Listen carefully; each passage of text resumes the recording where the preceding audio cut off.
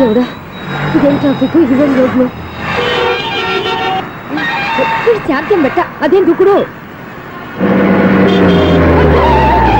ముసలన్నా చావడానికి నా కారు దొరికిందా?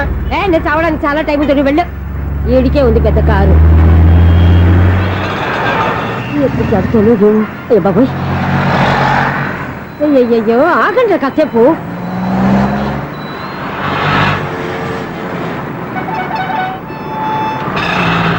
అమ్మయ్యా, గల్లం గట్టెక్కి పిండం బయటపడింది. ఒకప్పుడు ఈ రోడ్డు మీద సైకిల్ కూడా కనపడేది కాదు. మళ్ళీ ఈ రోడ్డు దాటి వెళ్తూ నా వల్ల కాదు. ఎందుకు కాదు? చిటికేసే లోపల రోడ్డు దాటించేస్తాను. అబ్బా, ట్రాఫిక్ ఎక్కువ ఉంది కదా. అది అలాగే ఉంటుందిలే. నీకెందుకు? 2 నిమిషాల్లో ఇటు నుంచి దాటించేస్తాను కదా. ఆగరా. ఆగను. అబ్బా, నా మాట వినరా. వినను. నువ్వేమైనా సీతయ్యవా? కాదు, నా పేరు సూర్య. మరి సీతయ్య ఎవరి మాట వినడంటారే? ఆయన బ్లడ్ గ్రూప్ పేర్లే. వద్దరా నువ్వు అరమ్మక. దింపరా నన్ను. చెప్తే వినరా. ఒరే దింపరా. హ్యాపీనా? నువ్వు ఉండయ్యా బాబు, నాకు ఆయాసం వస్తావు. పర్వాలేదు, నాకేం ఆయాసం లేదు. మీరేం థ్యాంక్స్ చెప్పక్కర్లేదు.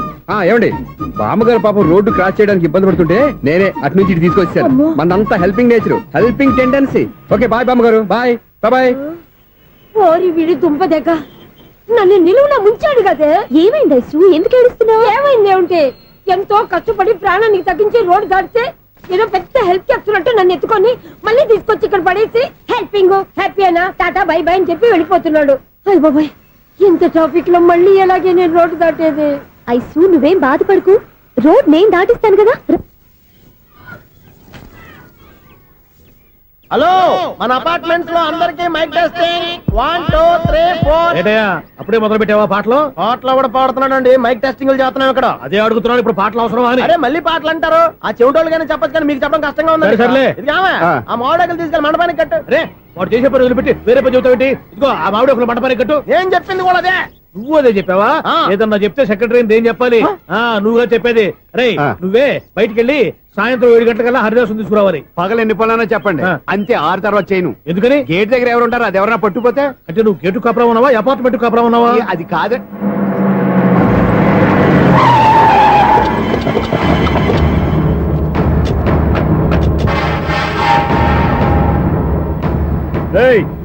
రిజిస్ట్రార్ రంగనాథం గారి ఫ్లాట్ ఎక్కడరా? రిజిస్టర్ బుక్ నా దగ్గర ఎందుకు ఉంటుంది? ఆఫీస్ లో ఉంటుంది. ఏమండి, ఆయన కొట్టద్దు. రిజిస్టర్ గారు 2nd floor 206 లో ఉంటున్నారు. రేయ్, వెళ్ళి బండి లాక్ రండి రా.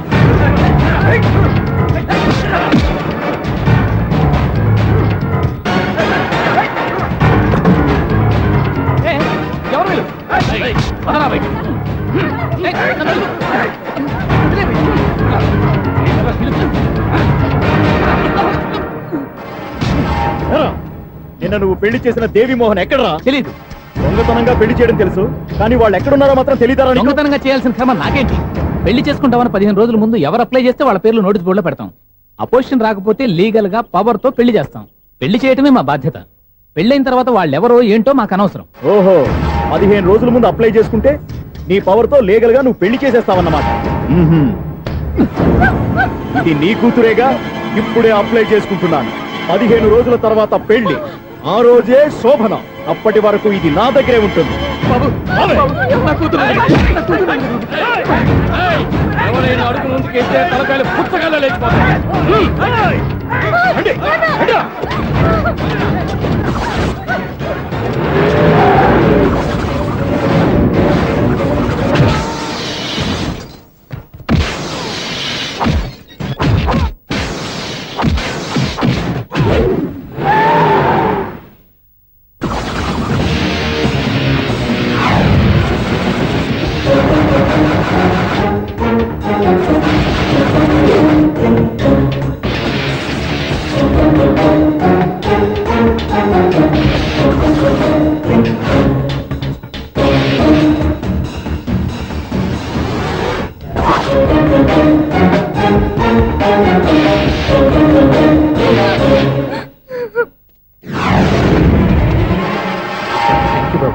నా కూతురు జీవితాన్ని కాపాడావు.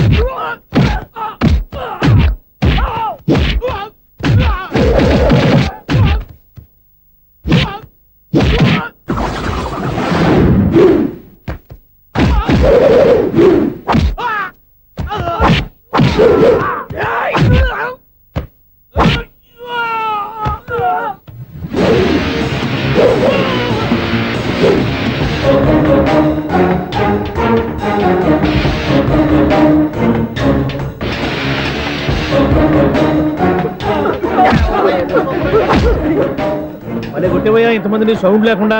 ఎనీవే కంగ్రాచులేషన్స్, సమయానికి వచ్చి కాపాడావు దేవుళ్ళగా. దేవుడు నేను కాదండి, ఆయన.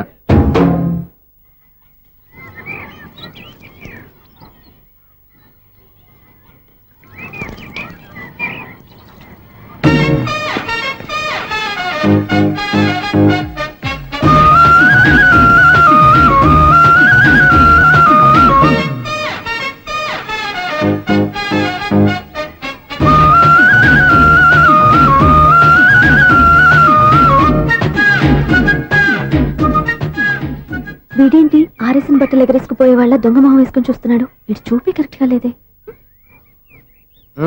అలా చూడొద్దే. ఏ కళ్ళు పోతాయా? లేదు, ఆ పిల్ల తీసేస్తది. ఏయ్, ఎంతో మంది లవర్స్ కి ధైర్యం చెప్పి హెల్ప్ చేసిన వాడివి నన్ను భయపడతావేంటి? నేను లవ్ కి హెల్ప్ చేసి ఇవ్వండి, కానీ లవ్ అంటే ఈ పిల్లకే కాదు, వీళ్ళ ఫ్యామిలీ మొత్తానికి ఎలర్జీ. తోలు తీసేస్తారు చేస్తా. Sir money order. అదిగో చూడు, నేను చెప్తే నమ్మవు కదా, ఇప్పుడు నీకే అర్థమైపోద్ది. సార్ మనీ ఆర్డర్ వచ్చింది, మళ్ళీ వెనక్కి పంపించమంటారా? అడగాల్సిన అవసరం లేదు. రిజిస్టర్ లెటర్ ఉంది, ఇక్కడ ఓ సంతకం పెట్టండి.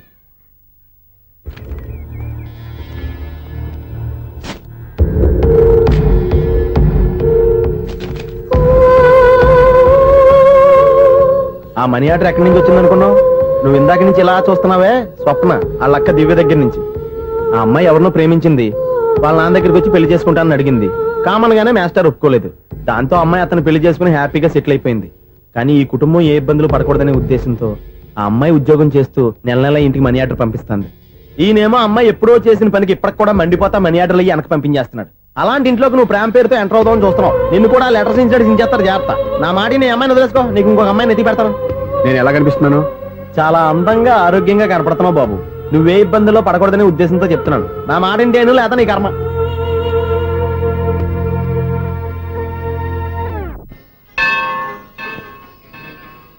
ఐసు